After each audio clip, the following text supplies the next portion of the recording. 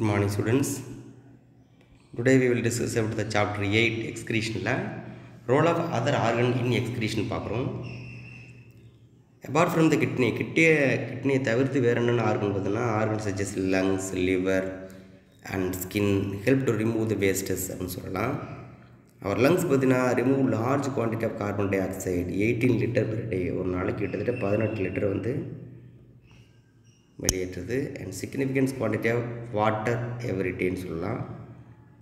Liver secrete the bile containing substance like bilirubin and biliverdin, cholesterol, steroid hormones, vitamins and drugs which are excreted out along with the digestive வேஜஸ் அப்படின்னு சொல்லலாம்.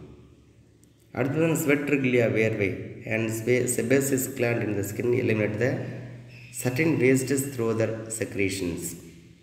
அதில் பார்த்திங்கன்னா அந்த sweat வந்து பார்த்திங்கன்னா produce by the sweat கிளாண்ட்னால் produce ஆகுது. அதில் primary help to cool the பாடியை கூல் பண்ணுறது அதோட ப்ரைமரி ரோல்னு சொல்லலாம். அண்ட் செகண்டரி எக்ஸ்க்ரீட் பார்த்திங்கன்னா sodium and chloride and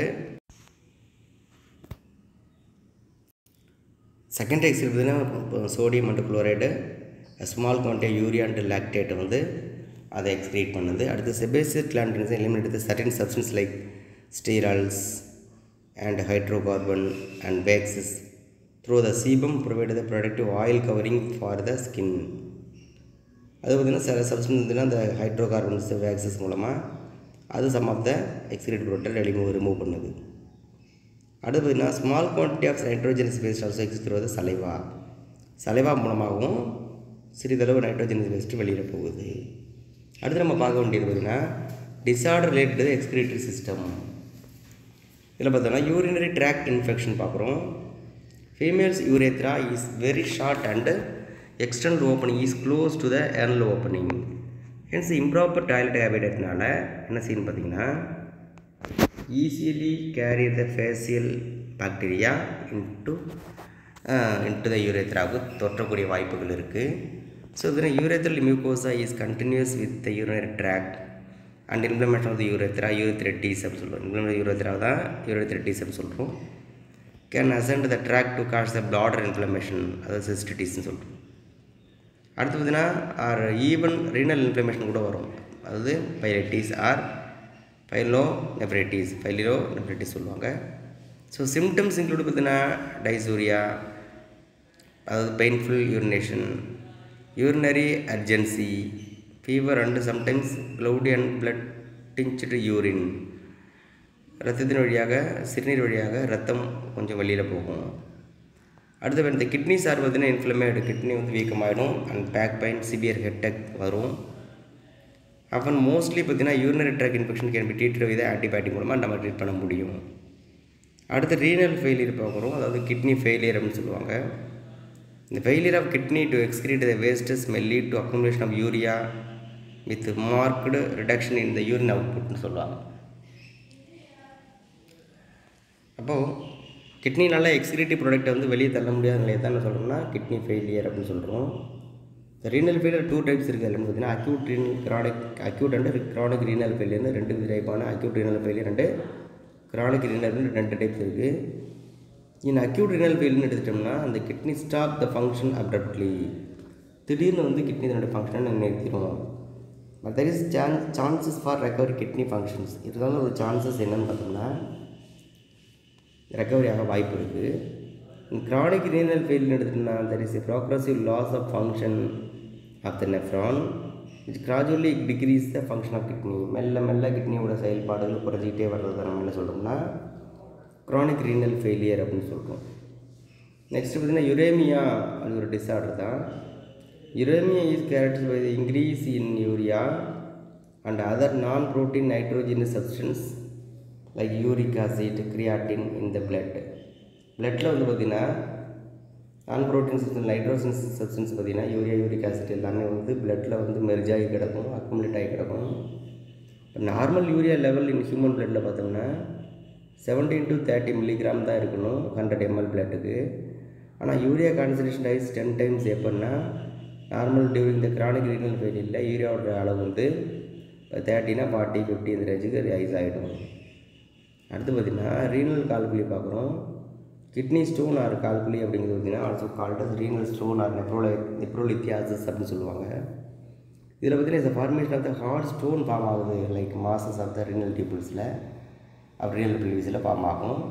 mainly due to the accumulation of soluble crystals இருக்கு இல்லையா, அது சால்ட்டோட soluble crystals of sodium oxide and certain பாஸ்பேட்லாம் ஒன்றா சேர்ந்து ஒரு கிறிஸ்டல் ஃபார்மாக மாறி சரியா ரிசல்ட்டுன்னு பார்த்தீங்கன்னா சிவியர் பெயின் கிடைக்கும். அதுக்கு பேர் தான் ரீனல் கோலிக் பெயின் சொல்கிறோம். Can cause the scar of இந்த கிட்னியில் வடுக்களை உண்டு பண்ணும். Renal stones can be remove by the techniques of pyelolithotomy and லித்தோட்ரிசிங்கிற மெத்தட் மூலமாக நம்ம கிட்னி ஸ்டோனை ரிமூவ் பண்ண முடியும். சரியா, அடுத்து பார்த்திங்கன்னா குளோமருலோநெஃப்ரைட்டிஸ் பார்க்குறோம். குளோமருலோநெஃப்ரைட்டிஸ்ங்கிறது பார்த்திங்கன்னா it is also called as பிரைட்டின் டிசீஸ் சொல்லுவாங்க, பிரைட் டிசீஸ்னு சொல்லுவாங்க. Character with inflammation of glomeruli of both kidneys usually due to the post streptococcal இன்ஃபெக்ஷனால் அந்த குளோமரலஸ் வீங்கி போயிடுங்க. அக்கரண்ட் சில்ட்ரன் பொதுவாக குழந்தைகளுக்கு அதிகம் வரும். சிம்டம் பார்த்தோம்னா haematuria, proteinuria, salt and water retentions, oliguria, hypotension and pulmonary oedema இதெல்லாமே பார்த்திங்கன்னா இதனுடைய சிம்டமாக இருக்குது. சரியா, அடுத்து ஹீமோடயாலிசிஸ் பார்க்குறோம். ஹீமோடயாலிசிஸ்னால் என்ன அப்படின்னு பார்த்தோம்னா malfunction of the kidney can lead to accumulation of urea and other toxic substance leading to kidney ஃபெயிலியர்னு சொல்லுவாங்க. அதுனா கிட்னியில் என்ன செய்யுதுன்னு பார்த்தீங்கன்னா யூரியா அதர் டாக்ஸிக்ஸ் எல்லாமே தேங்கி நிற்கும், வந்து வெளியில் தள்ள முடியாமல். Such patient toxic urea can be removed from the body by process called haemodialysis. இந்த மாதிரி பேஷண்ட்டுக்கு நம்ம என்ன செய்ய வேண்டியிருக்குன்னா அதில் இருக்கக்கூடிய நைட்ரோஜன்ஸ் வேஸ்டான யூரியாவை கட்டாயமாக வெளியே எடுக்க வேண்டியிருக்கு. அந்த ப்ராசஸ்க்கு பேர் ஹீமோடயாலிசிஸ் அப்படின்னு சொல்கிறோம். டயாலிசிங் மிஷின்ஸ் ஆர் ஆர்டிஃபிஷியல் கிட்னி. அந்த டயாலிசிங் மிஷினை நம்ம என்ன சொல்கிறோம்னா ஆர்டிஃபிஷியல் கிட்னி அப்படின்னு சொல்லலாம்.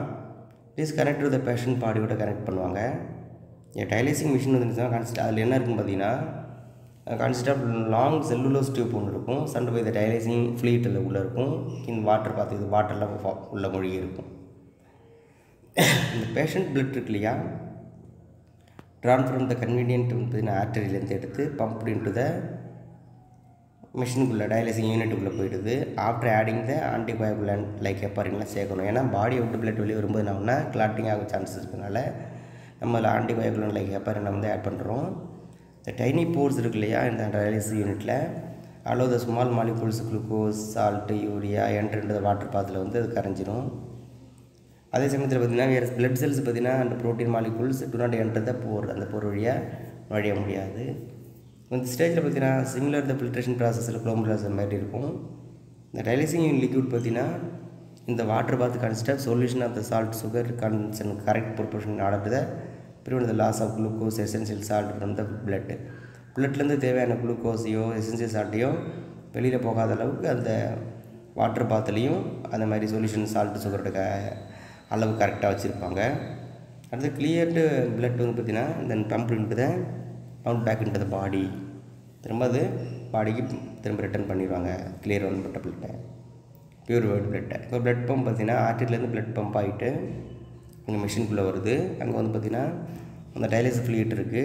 அதில் வந்து பார்த்திங்கன்னா டயாலிசிஸ் இன்ஃபுட் இருக்குது. அதில் பார்த்துட்டிங்கன்னா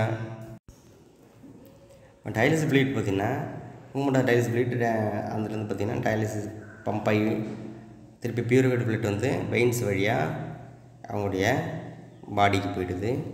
நெக்ஸ்ட் நம்ம பார்க்க வேண்டியதுன்னா கிட்னி டிரான்ஸ்பிளான்டேஷன் பார்க்கணும்.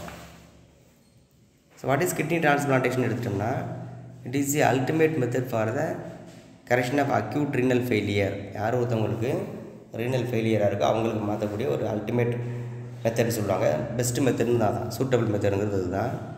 Involve the transfer of healthy kidney from the one person donor another person of the kidney failure. Kidney failure ஆனவங்க ஹெல்த்தி டோனர்லேருந்து ஒரு கிட்னியை வாங்கி ஃபிக்ஸ் பண்ணிக்கணும். த டொனேட்டட் கிட்னி பார்த்தீங்கன்னா maybe taken from the healthy person who are declared the brain dead. யார் ஒருத்தவங்க மூளைச்சாவு அடைஞ்சாங்களோ அவங்கள்ட்டேருந்து நம்ம பிரெயின் அந்த கிட்னியை நம்ம எடுக்கலாம். Or from sibling or close relatives minimised the chance of rejection by the immune system of the host. அதுமாதிரி ரிலேட்டிவ்ஸ்லேருந்து close ரிலேட்டிவ்ஸ்லேருந்து நம்ம வாங்கி கிட்னியை டொனேட் பண்ணி வாங்கிட்டோம்னா என்னாகுன்னு பார்த்தீங்கன்னா ரிஜெக்ஷன் வராது. சரியா? அடுத்து இம்யூனோசப்ரஷன் ட்ரக் பார்த்தீங்கன்னா usually admits by the patient to avoid the tissue rejection. இப்போ இம்யூனோசப்ரஷன் ட்ரக்னு சொல்லக்கூடிய நோய் தடையை மட்டுப்படுத்தக்கூடிய மருந்துகளை வந்து அந்த பேஷண்ட்டுக்கு நம்ம கொடுத்தோம்னா என்ன ஆகுன்னு பார்த்தீங்கன்னா இந்த டிஷ்யூ ரிஜெக்ஷன் வந்து வராமல் பார்த்துக்கலாம். ஓகே, இதோட இந்த சாப்டர் நமக்கு க்ளோஸ் ஆகிட்டு நெக்ஸ்ட்டு சாப்டர் அப்படின்னு எடுத்துட்டோம்னா 9th சாப்டர் யூனிட் வந்து பார்த்திங்கன்னா 4th யூனிட். சரியா, லோக்கோமோஷன் அண்டு மூமெண்ட் அண்ட் லோக்கோமோஷன்ஸ் பார்க்கணும். அதை நம்ம நெக்ஸ்ட்டு வீடியோவில் பார்க்கலாம். Thank you students.